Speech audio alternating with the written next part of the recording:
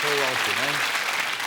Was that Jesus Christ Superstar? It was. Don't play that, they'll hate me. No. You got after John Lennon. What sort of nonsense? That's great, well played. We couldn't think of anything that would sum up what's happened to you and the status that you hold now. I can't believe they laughed on Sexy. Nor can I, actually, because they don't take you seriously as a sex symbol, do they? No. Is it true you're offered Zorro before, Antonio? Yeah, I turned it down. You turned it down? We are the same age. He's let himself go a bit, but I mean, you know. And also, too, I mean, you're 15th most stylish man in the world, you were voted. Yeah, and as I've said before, Johnny Vegas beat me. Johnny Vegas? They don't count, those polls. They don't count. No. So I don't take them too seriously, especially those ones. And what about the one that found you incredibly desirable, that women secretly admired you? Again, that's not a compliment. Why? That's an that means they're ashamed of it. Well, they were asked, and they went through everyone. They went through him, and they Brad Pitt and Tom Cruise. Then they were getting a bit lower. Went right down Jonathan Ross, David Baddiel, Jimmy Carr, right down to you and Michael Winner. And then, and then they said, anyone else? And they went, no. They went, anyone else? Anyone else? OK, yeah, Ricky Gervais. Terrible. I want to be ashamed of it. I want to be out and proud. We fancy Ricky. It's all part, isn't it, of this absurd thing that happens to you when you become this celebrity. Yeah, that's a horrible word. I know it's a terrible word, and it's misused in a sense. My view of a celebrity is somebody who's famous for doing nothing. Yeah, exactly, just being a face on telly. And, I mean, it's got to the stage now where people will do anything to be famous. I mean, there was a survey, a university survey amongst 10-year-olds, and they were asked, what do you want to be when you grow up? And they said famous. Yes. Not a pop star or someone who is famous, but just famous. And there's people now, like, you know, D-list celebrities, willing to go on telly for their, you know, their extra minute of fame. And they're willing to have enemas and... it's unbelievable, the things they're willing to do. Let's talk about extra, because as I said, after The Office, they all said, follow that, Gervais. They sat back and waited for you to fail. And you didn't. You came up with a new concept, an entirely new character. And I thought it worked brilliantly, I have to tell you. I really did. I mean, it was more difficult to get to know than the first one. But in the end, it had more texture to it for me, in a sense. I think the whole programme possibly has some more texture. There was more plot. I think Andy Millman is probably, on the face of it, less iconic than David Brent. David Brent's a very big comedy character, and I think Andy Millman's a little bit more subtle. He's possibly got more dimensions because he's a very normal person. You know, he's quite clever and he's you know, quite witty, and but he's got his own demons. He's driven by this despair, and he wants to, you know, make it, but he thinks he's surrounded by idiots, and he's usually right, you know. And he's got a hapless sidekick and the worst agent in the world, and so he's just a man who's he's having bad luck, really. Now you persuaded lots of very big names to actually appear. And to essentially have the mickey taken out of them, basically. They all went with it, and that worked very well. Who among all the stars that you had, who was the one that you particularly enjoyed working with? You know what? They were all fun in their own way. I mean, you know, Sam Jackson is the coolest man in the world, so that was fun for a day. Cool, unbelievable. I mean, scarily, too much cool. Les Dennis that was nice to have his offal that far from my face for a scene, so that was good. They were all great. It was good to see Kate Winslet dressed as a nun talking dirty. I mean, that didn't used to happen in Terry and June. No, it didn't.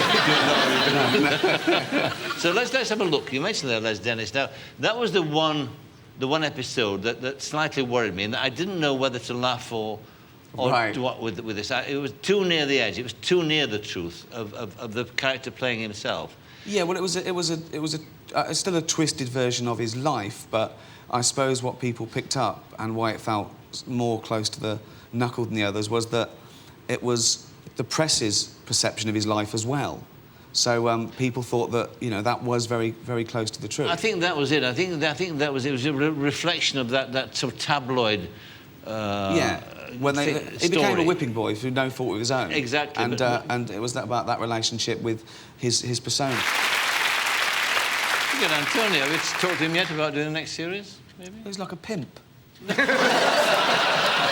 Yeah, Yeah, you could say that, yeah. You were going to America recently. I mean, you've had all these awards, 6 BAFTAs, 2 Golden Globes. Yeah. And you went up for 2 Emmys for this. Yeah, but we lost again. Well, you put your foot in it again. You've done the ashamed to admit you find me attractive and losing the Emmys. Well, I know. It's just your wish. Meg Ryan was back. If you with Emu. The reason I'm asking you the Emmys. question because it must be the first time that you and Stephen Merchant, your partner, has ever been to an award and not won something. And they're bad enough when you win. When you lose, I was looking across, I was going, shoot me, 3 hours of... But then one guy won, he was a producer or a director of a reality game show, and it cheered me up. And I laughed about this for about 2 hours, because his name, I mean, unbelievable. This is his real name. His name was Bucky Gunts. Bucky Gunts! That's an incredible... I mean, he couldn't help Gunts. That's his family name. I mean, he comes from a long line of Gunts, but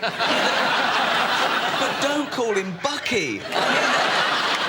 I think the room was full of Bucky Gunts, as far as I'm concerned.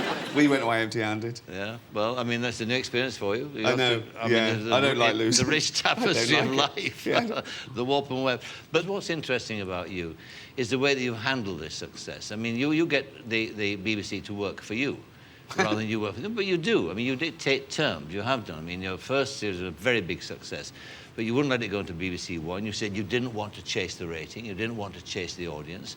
You defined where you wanted it to be. Well, I think because I'm only in it for the work, and I just... Well, what does that mean, you're in it for the work? If I've got artistic freedom, I don't care about anything else. And part of that is really not being too big, not putting out not putting out merchandise, There's nothing wrong with getting 10 million viewers, but if you aim at 10 million viewers, I think you have to water it down and it becomes a little bit anodyne. And I want it to resonate. Even though when I first started, I wanted The Office to be 1 million people's favourite sitcom as opposed to 10 million people's 19th favourite sitcom, because I want to put everything I can into it. And you know, it was a tale with a moral, because it paid off, and I thought it would be like cult status, and I'd be proud of it. But it sort of crossed over, and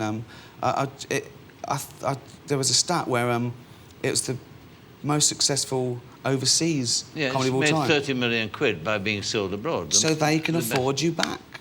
I've put a bit aside for you. If you... but you see, what happens is that when you have a success like you've had, both sides of the pond, all kinds of vistas and possibilities open up to you. For instance, you've been offered films, movies. You're offered a part in Mission Impossible 3. Yeah. You're offered Pirates of the Caribbean. Yeah. You turn them down. Because it's not really what I do. And I mean, that'd be great. I could go around America for the next 5 years, popping up as the English butler in everything. And it's fun, and there's, you know, but I don't really want to spend 6 months in a Winnebago to pop up as a pirate, where I could break the back of a new sitcom, sitting in a room near my house with Steve Merchant, because that's what I do. I'm a writer-director, and I write comedy with Steve Merchant. And everything else is fun and a diversion. There are some things you don't say no to. I've done a couple of things that, you know, are irresistible and they fit in. The Simpsons. Well, The Simpsons is the greatest show of all You directed time. and wrote The Simpsons. I wrote and starred in an episode of it, which is coming out in March. But you don't say no to that, you know. And it was, you know, it was just so much fun, and it's also what I do. Yeah. I often you look at a list and you think, well, why have they chosen me? If I can think of someone better for the job, then I'd rather they did it, you know. And no, seriously, because I know what I can do. I know what I'm good at, and there's so many good American films ruined by an English comic popping up in it. And, do you know what I mean? And I don't want to be that person. I just find it admirable that you don't take this stance, and that I mean, it's not an affectation. You genuinely mean it. You'd think it was integrity. It's laziness. It's laziness, fine.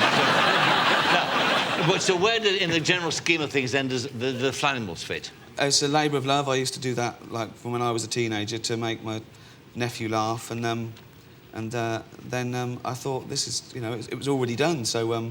Had huge success with the first book? Yeah, again, you know... Tapped into amazingly, something. Yeah. What about the Flappervom? Flappervom. The bilious... What's the matter with you? Sorry. Flappervom. Yes, and?